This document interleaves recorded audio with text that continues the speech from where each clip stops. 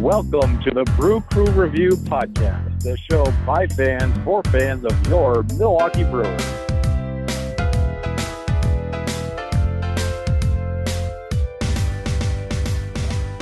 Welcome back, Brewer fans, to the Brew Crew Review Podcast number 25. With me today are Scott and Vince. Chad is not with us. Do we know where Chad is? Scott, did he talk to you? He did not. I think he said something about doing a scavenger hunt. I don't know. Okay. He loves the scavenger hunts up in, I think, Grafton or some community in southeastern Wisconsin. So perhaps that's what he's doing. Okay. Well, maybe that's Strawberry Fest. Is that this weekend, Scott, in Cedarburg? Oh, right. Grounds? Well, it's very Strawberry possible. Fest. Yeah. I think it might get like some type of rummage, anything with like some type of rummage-orama type thing. You know, like. Probably Maxwell Street Day. Anyway. So before we get discussing things, let's do a quick, Brewer fans, let's do a quick recap of the Brewers last week. Instead of 7 games, there was one run out against the Pirates. We split the road series 1-1 against Pirates, and unfortunately, after taking the first 2 games at home against Miller Park against the Cardinals, we ended up splitting that series. So 3-3 on the week. A few notable things that happened during the week. Ryan Braun had minor thumb surgery, but is already back in the lineup. Let's see. Santana was sent down. Brad Miller was called up. And let's see, am I missing anything else, guys? Those were the 2 big ones. I know that we're taping this on Sunday evening, and Travis Shaw did have to leave the game early today with what looked like an aggravation of his thumb injury. So we don't know what the prognosis is going to be as of this taping, but it is a situation that's worth monitoring as the Brewers go forward here this next week. Yeah. What are your overall thoughts on the week, I guess? Positives, negatives, disappointed, happy, concerned, I don't know. It seemed to me, that we had a lot of momentum after those first two games against the Cardinals, and very frustrating, obviously, to lose the final 2 games of the series. So we split the series with St. Louis, which, in years past, that might have been considered a good thing. But, this year, I think that we were all hoping that we could win 3 or 4 at least from St. Louis, an obvious division rival.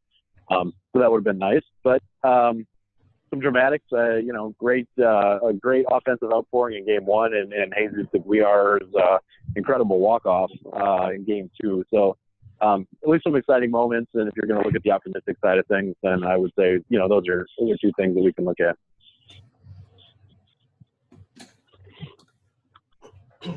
Yeah, this game just kind of felt like one of those like Ned Yost lineup games. Like it almost felt like we punted it before it even started. I don't know. I was just unhappy with it. I mean, obviously with Shaw leaving, but then 2 of our starters are given the day off, and so not super thrilled, especially when it's a game against the Cardinals and you have a chance to take 3 out of 4 from them and put another nail in that coffin. It would have been great, but it didn't happen. And we have one off day tomorrow, I should point out. I just don't get what guys, don't work on Sundays or whatever with the off day coming up the next day. I mean, against our division rival. I don't get that.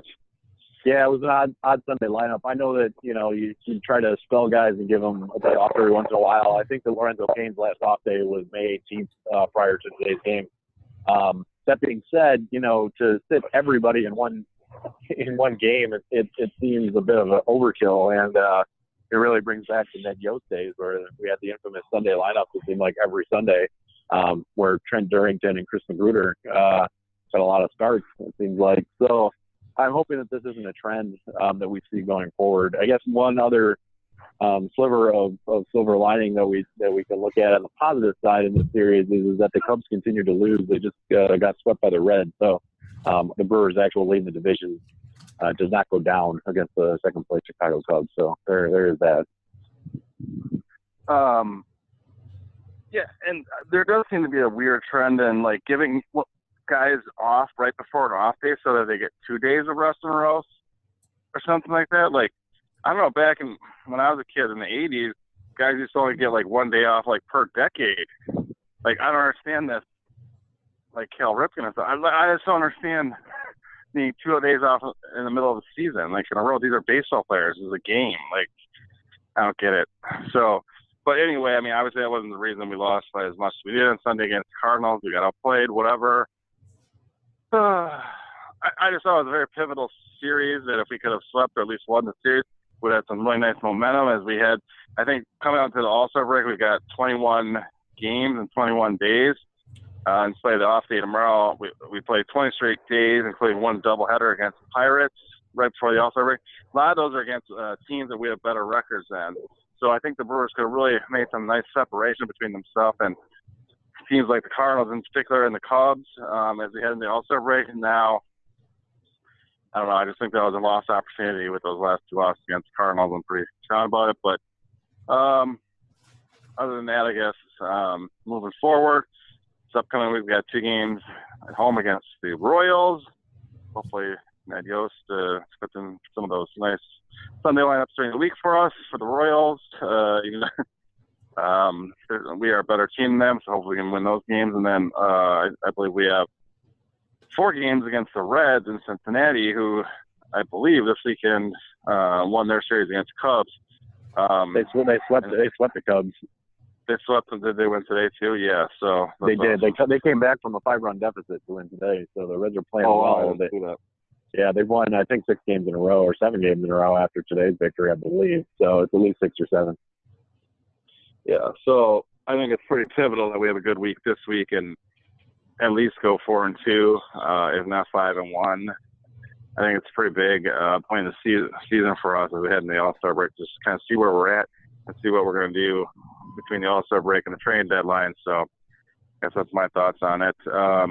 Any concern? Let's start with just talking about Braun's injury. Do you guys have any concern with his overall availability and playing time going forward throughout the season, I guess? Well, I guess it seems like this is sort of what we expected, right? I mean, Braun, the last few seasons has not been able to play every day for whatever reason. This thumb injury is not new. It's something that, he's had this, I think it's called chiro or cyrotherapy done on it 4 or 5 times already in the past. So, it's kind of expected that he's going to be missing quite a few games. So I don't think it's going to have a tremendous impact. I think that the Brewers are kind of already planning on this being the plan. Yeah, I think at this point, what do you really expect out of Braun? I guess in the season, maybe 120 games, 130 if we're lucky. So, and I think that's kind of goes back to like the importance of Santana hopefully getting his swing right and getting regular at bats, because if Braun does need a couple DL stints here and there throughout the season, Santana's really going to have to step up. And I think that the whole Braun at first base experiment, if that's what you want to call it, I don't see him getting too many more starts there going forward unless there's some injuries to our guys. But obviously with Thames being back, he's going to get some time in outfield. But when Aguilar plays, basically he's going to get his start at first base. He did make some fill-ins at third. So if Shaw were to go down for, unfortunately, any type of length of time, I wouldn't be surprised if Jesus gets starts at third. His defense obviously isn't good, but we need his bat in the lineup, whichever way you slice it. So, and the same thing with Thames, I'd have to argue. And so, obviously, Domingo Santana getting sent down, that's not totally shocking, having a pretty downer season, and basically with guys healthy and ahead of him, there's really no at-bats for him, so might as well send him down AAA, maybe get his bat on straight in the thin air of Colorado. You brought up a good point, Craig. I think it's going to be really interesting to see how this Shaw situation plays out. My hope is that it's obviously a very minor thing, and that coming out of the game early today and with an off day tomorrow, that Shaw's back in the lineup on Tuesday. However, the Brewers seem to have a worrying trend, which is that they don't DL guys right away. They've got these little nagging injuries that they still can't play, and yet they're taking up a roster spot. If Shaw's injury is at all going to be aggravated by him playing, I really think that the Brewers should put him on the 10-day DL right away so that we can get another body up here and not have him on the bench taking up space that he's not able to get into games. And at that point, you have to think it's going to be Santana it comes back up with if we are moving to third and Tames becoming the everyday first baseman. Yeah, and that's not even accounting. You got Braun takes him at bats. Hopefully, if he can be healthy as well. Yeah, with Braun at first base or in the outfield. I mean, I could see Braun getting some at bats at first base under that scenario for sure. But losing Shaw's bat obviously would be a pretty big blow to this team. So we'd really have to count on guys like Santana to step up if it is him that's called back up, or the other guys to pick up some slack. Losing Shaw's bat is a big loss to me. See, and that's the injury actually couldn't be at a worse time, because I don't expect us to bring Santana back up right away, because I mean we literally just sent him down just to get his swing right. He hasn't had the opportunity to do that yet, and now he burned up his last option. So right. back, it doesn't make a lot of sense to do that just yet. So I think we're probably actually going to see, sadly, a little more Brad Miller, a little more Sogard, Hernan Perez playing third, like just maybe even Aguirre, like you said. I don't know. It doesn't really look good, but what are you going to do? Yeah, that's a good point, Scott, about his option here. We did see a slightly different scenario, but slightly similar as well with Orlando Arcia earlier. You had Arcia that was sent down, and he was immediately called back up when Tyler Saladino got injured, I think 2 games into his minor league stint. So the difference being, though, of course, that Arcia had options remaining, whereas Santana does not. So that is a big difference. Saladino is going to come back in a couple, I think in less than a week now at this point. Do you see him on the big league roster, or do you see Arcia going down, or what do you think is going to happen there? Because now we have a logjam of mediocre middle infielders. I mean, I think Saladino is coming back on the big league roster because he was playing well before his injury, and there's a kind of a general rule that you don't lose your job to injury. But none of the other guys that we've had as middle infield options have really stepped up either. Orlando Arcia is unfortunately still not hitting at all. You don't really have much in Eric Sogard at this point, it seems like. Don't really know what we can expect from Brad Miller. He just had his first game with us yesterday. So I tend to think that Saladino is going to end up back in the big league if I had to guess.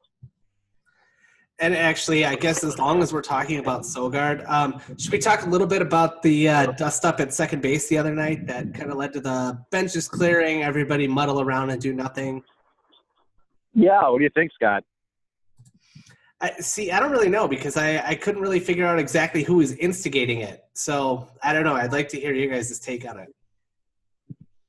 I mean, from my perspective, I can't believe that Sogard started that. I think he just slid a little hard, but as he was supposed to do as a base runner into second base. And the Cardinals, as we all know from following this team for many years, seem to take exception to literally everything. They are the ultimate in trying to carve out any edge through any aspect of gamesmanship that they can. I don't know if that was an attempt to get in the Brewers' heads or it was just pure frustration or what it was, but I certainly don't think that was Eric Sogard that instigated that situation. And from what I had read, he had said, now obviously Sogard is sliding into the base. It's a perfectly normal slide. There's nothing different about it. And then the throw actually takes Munoz, in order for him to hold the bag, it takes him directly into Sogard. So, if anything, you're going to blame, I don't know, whoever the hell threw it. But supposedly Sogard's first thing that he said to him was, "Are you all right?" But Munoz is fired up about it. I don't know if he was saying, I don't know if he didn't hear it or whatever it was. I don't really know, but the whole thing seemed like it was instigated by the Cardinals, and I could see that team is definitely frustrated. Seems like every other week for about the last year and a half, we've seen an article about them wanting to get Mike Matheny fired. Obviously, the series didn't go there the way that they wanted to, but maybe it was something to fire up the team, and maybe it even worked because obviously they won the last 2. So who knows? Yeah, I was going to say very stupid. The crazy thing about these last 2 games, and I don't think I'm exaggerating this, I really believe that we had the Cardinals on the ropes in terms of the division. If we would have won those 2 games and put them back 2 more games overall in the NL Central at this point, with a depleted team, a team that had no energy, I really think that would have been sort of the death blow for the Cardinals. But in true Cardinals fashion, they avoid that and they retain their current position in the race and gain a couple games on us. Yeah, sad and sick. I read something. The Cardinals team has not lost 90 or more games since 1990. That's 28 years of playing good baseball. Yeah, and they're not going to this year probably either. I mean, they're not a bad team. They've had some injuries and they've got some bullpen questions for sure. And their offense is a little hit or miss, it seems like. But if they can shore up their defense a little bit, they're leading the Major League Baseball in errors right now. But if they can start playing a bit better and get some guys back from injury, I don't think we can count the Cardinals out by any stretch as we go into these last few weeks before the All-Star break and into the second half. They're a great second half team, and they always have been until we can prove ourselves. Certainly have to contend with them. I'm sure it would have been nice to win the last two games, though. I do think that could have been a death blow for them, but they live to see another day. Yeah, and actually, just to tack on to what you said, remember at the very beginning of the year, that first month when we were just throwing and kicking the ball around and there were just errors everywhere? Now, actually, at this point, to give you a little bit of perspective, let's see. Yeah, Cardinals have 62 errors, and we have 43. We're actually mid-pack now defensively, so not bad. Yep, not bad at all. Defense has not been what's cost us games this year. It seems like it's been our offense either being incredible or awful. It's one of the two. So with Brad Miller now up in the big league club, and also, like Scott pointed out, Saladino possibly coming back, I believe Saladino was injured before we acquired Brad Miller, and Arcia was sent down just before Saladino got injured. I believe that Saladino had actually played his way into the starting shortstop role before he got injured. So for the poor guy who's, utility journeyman, to had such a hot bat that he earned that role over ice cold Arcia, really, the injury could not have come at a worse time for him, because not only did Arcia come back up and he's not necessarily lighting the world on fire, but the Brewers are at least happy with his defense, and he needs regular bats wherever he's going to be here at AAA. Then now we've also acquired Brad Miller, who could play some short. So I don't know what the Brewers' plans are, but I mean, I would think they're going to try to get Saladino at bats if he's healthy and back with the big club. I don't know. Sogard actually might be someone who goes back down if Saladino is healthy, but I just don't know what the plans are. I guess we'll find out. But I do think that Orlando Arcia's rope is fairly short at this point, more so for the fact that I probably just want to get him regular at-bats at AAA, maybe see if he can get his offense going down there, and then I'm sure they'll be willing to call him back up, unless Miller or Saladino are completely lighting the world on fire at the MLB level. I just think Orlando Arcia possibly needs to go down personally. Yeah, I think that's probably going to happen. And actually, I remember when we had this last offseason, we were talking about Santana getting traded, which obviously didn't happen, and it seems like that would have been the ultimate sell-high candidate, but I guess we just weren't getting the offers that we were looking for. And then I also saw in the offseason we were listening to offers on Arcia, and I just thought to myself, why would we do that? The guy's young, cheap, great defensively, hits 300 offensively. Why would we ever think about trading him? I thought he's going to be the future shortstop, and here we are 3 months later. I'm like, oh, I get it. So and two points on that, Scotty. I think number one, the Brewers maybe had that in mind because he had a decent amount of value, and number two, the fact at that point we had a healthy Mauricio Dubon, as a prospect rising up through our system gives you a little leeway at the shortstop position.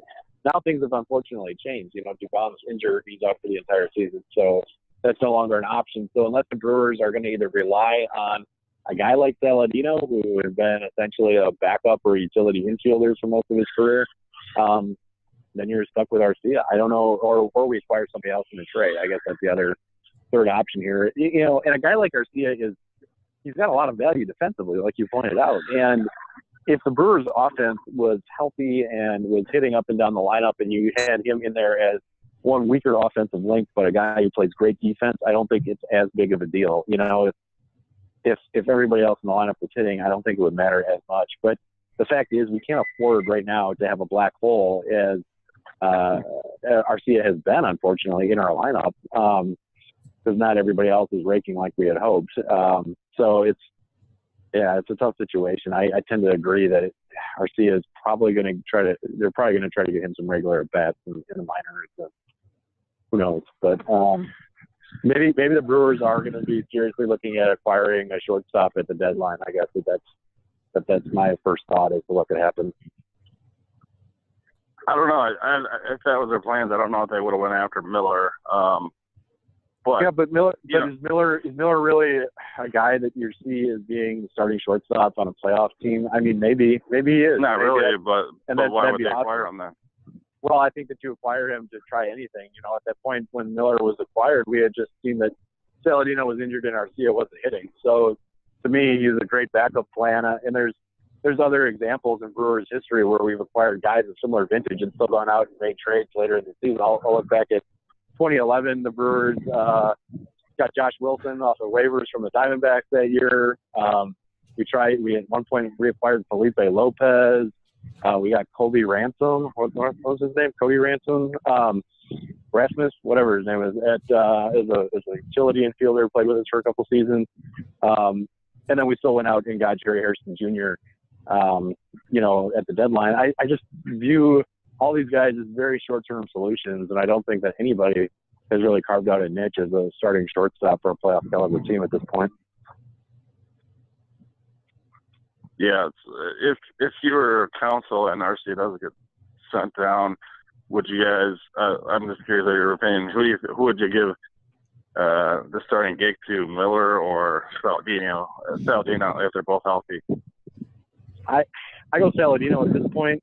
Miller is a bit unproven to me, and there was a reason why he was designated for assignment by Tampa. I think I don't know. I guess I go with Saladino. He was a hot hand before his injury, so you see how he does when he comes back. I just don't think we can expect him to, be hitting at a 320 clip or wherever he's at before his injury.